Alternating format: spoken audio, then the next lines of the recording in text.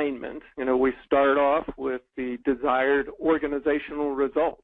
This is what we're looking to accomplish. This is how we're driving the organization.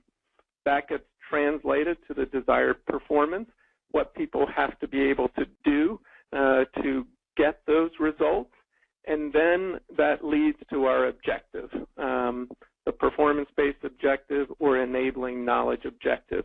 And this is really about the task associated with that objective, what they're doing on the job, so at the task or subtask level, which allows us to then leverage some of our task analysis capabilities, and we start asking stakeholders and subject matter experts about that task and how frequently is it performed. Is it something that's done daily, or is it something that's done, once a month?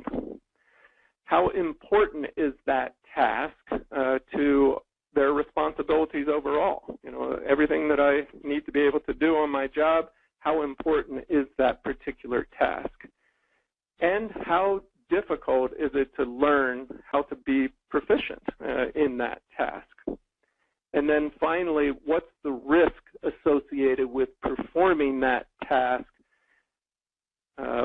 not to standard? So, in particular, when we talk about risk, we're thinking about, okay, can they injure themselves? Can they get shocked, electrocuted if they're working on an electrical panel, for instance, or climbing a telephone pole, or doing other things that involve potential injury to the individual, or that it might be something that could result in significant cost or a loss of a customer or something like that. That's the kind of risk we're thinking about. So we ask these questions, we discuss these questions with stakeholders and subject matter experts, and that really gives us insights into the nature of that task and whether or not it's appropriate to use micro-learning as part of my overall learning strategy.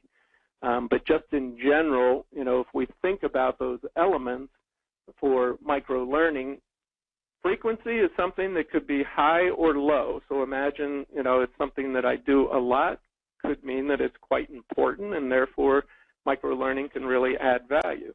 Or that the frequency is low and I need some just-in-time support when eventually I'm actually doing that a month later. So it could go either way with regard to frequency. Same thing for importance. If the importance is high, then again, it's something I could address right away, add it to my strategy, add value. If it's something that's not as important, then I can use micro-learning in that just-in-time pull fashion so that people can go ahead and take advantage of it when they need it. As far as difficulty, how hard is it to learn? Here, I think micro-learning is better suited when the difficulty is low, meaning that it's fairly easy to learn on my own. I don't need a mentor or a subject matter expert or a good facilitator there guiding me directly.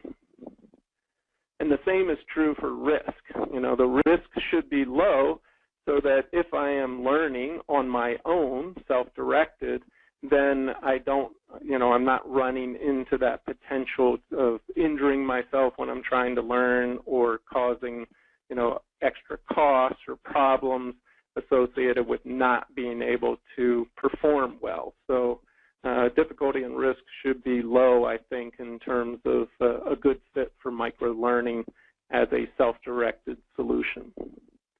So I think just an effective way to really start to think about how we can consider, what we're trying to accomplish, stay aligned with the business, think about the task itself, and that really helps determine whether or not micro-learning is an appropriate solution.